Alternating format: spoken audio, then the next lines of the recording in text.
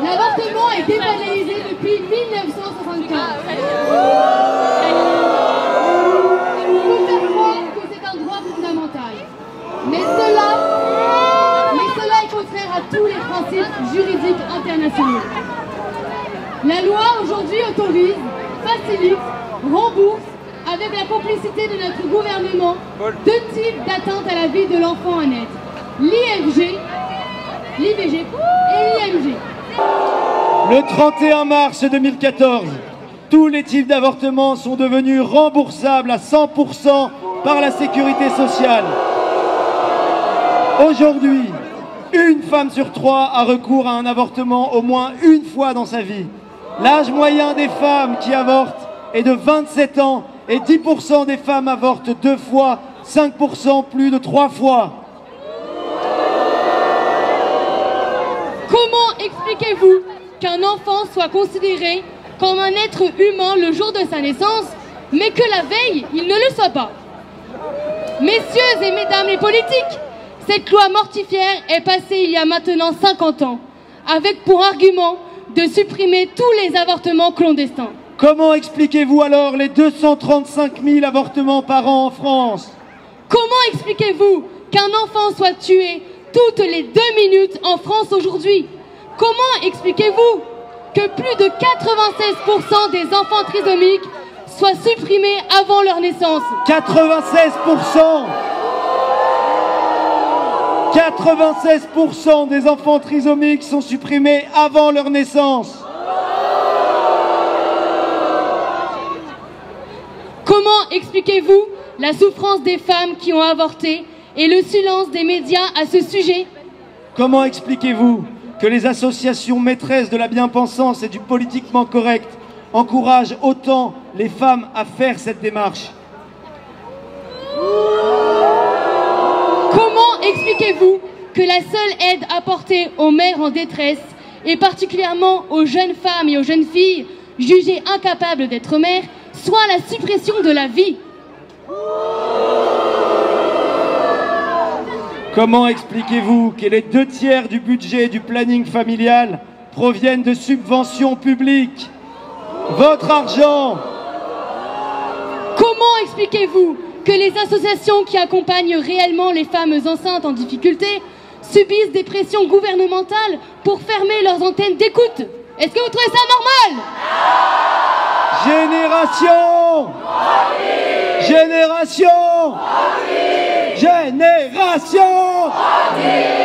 Petit bout de terre, Levez vos bancaires! comment pourrais-je faire? Ce n'était pas ma faute, on joue des fausses notes, on se trompe de... Acheter les tableaux et les vaches en photo, c'est tout ce que tous les jours loin d'une confession. Je l'aime à mourir pour le meilleur.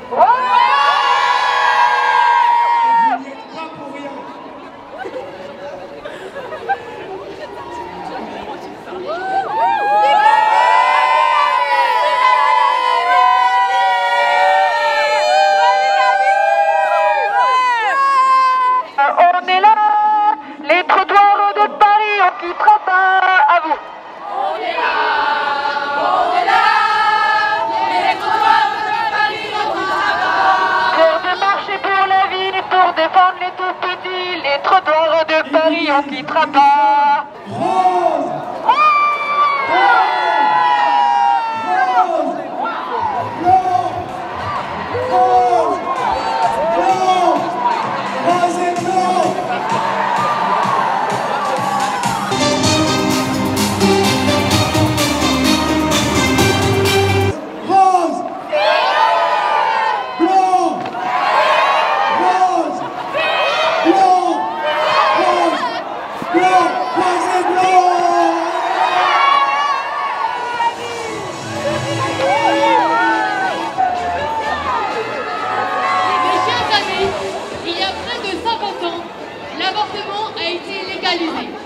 Le texte de la loi de 75 mentionnait l'interdiction de faire la promotion de l'avortement. Déjà l'année dernière, nous réclamions à Emmanuel Macron et à son gouvernement Une politique qui respecte vraiment la vie humaine, de sa conception à sa mort naturelle. Force est de constater qu'ils ne nous ont pas entendus. Ils ne vous ont pas entendus. Non contents de considérer l'avortement comme un droit fondamental, les voilà qui veulent nous interdire d'en parler, forcer les médecins à avorter et étendre encore plus le pouvoir de la culture de mort. Ce gouvernement qui vous parle de liberté, de solidarité et d'égalité jette un voile de mensonge sur l'avortement et nous interdit de le voir tel qu'il est. Un drame pour les femmes, la séparation de nos vies et un malaise social gigantesque.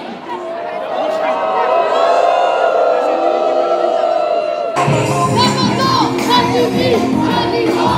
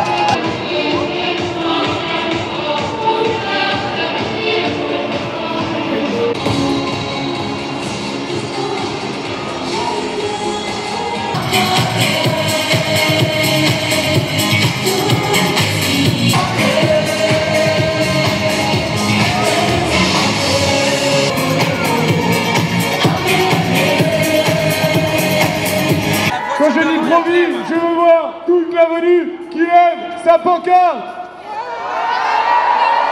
Ok, on va faire un petit test. Génération. Génération. Génération.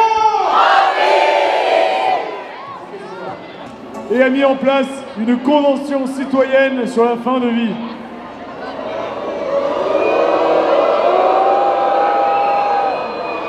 Comme d'habitude, la propagande médiatique a déjà menti aux Français, que l'on fait pleurer avec des exemples de suicides assistés et des témoignages de malades incurables.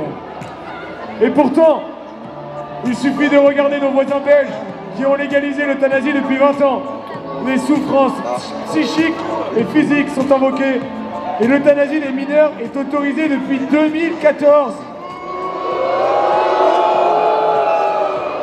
Plutôt que de soigner, les amis, on tue. Plutôt que de soulager, on supprime. Et plutôt que de chercher, on élimine. Enfin, plutôt que d'accompagner, on efface. Ouh!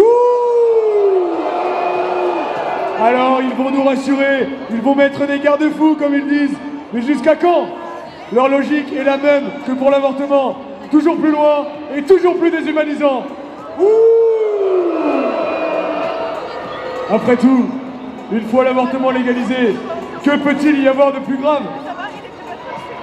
Alors, nous continuerons d'être la voix de ceux que l'on prive de parole. Nous continuerons d'être le gardien vigilant, l'épine dans la conscience, la voix dans le désert. Chers amis, ils veulent nous déshumaniser, mais ils ne nous offront jamais l'espérance que vous incarnez tous aujourd'hui.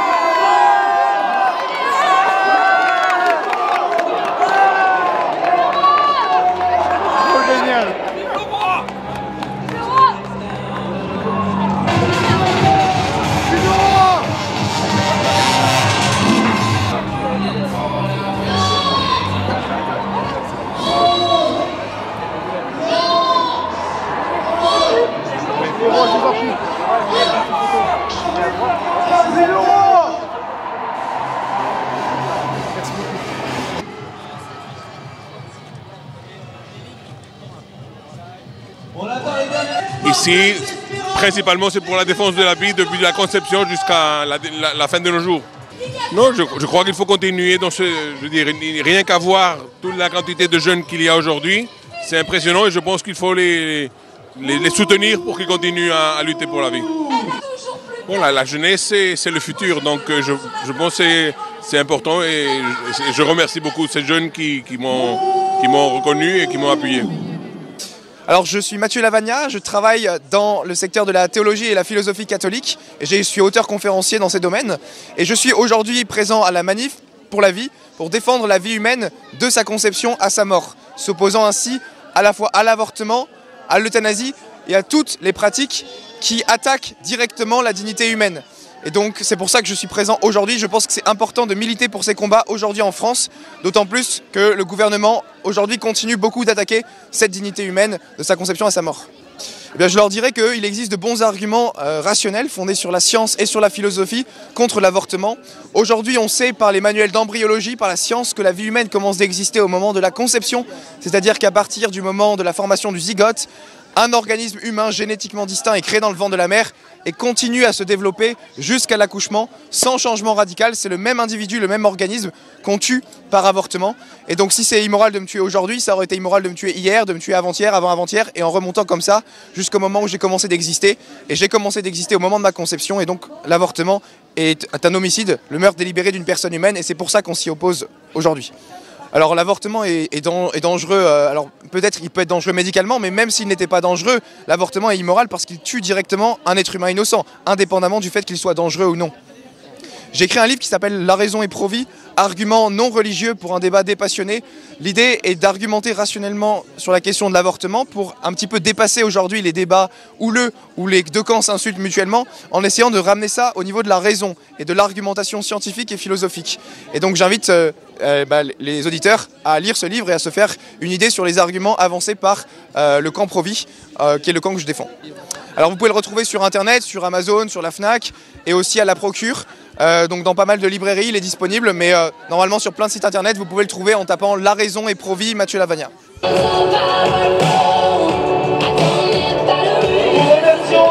Comme un talisman, comme un gris-gris pour emporter la conviction. Le raisonnement, c'est de dire on a bien été capable de voter la loi sur l'avortement, a fortiori, on sera bien capable de voter la loi sur l'euthanasie, par exemple. Mais l'euthanasie n'est que le retour de boomerang de l'avortement, évidemment. La loi sur l'avortement produit un effet cliquet, c'est-à-dire qu'elle crante les évolutions sociétales. Vous avez pu déjà vous en apercevoir. Alors, l'avortement est le symptôme d'une France qui va mal, une France qui traverse une crise de la transmission par la vérité que par le mensonge. Merci monsieur pour votre courage.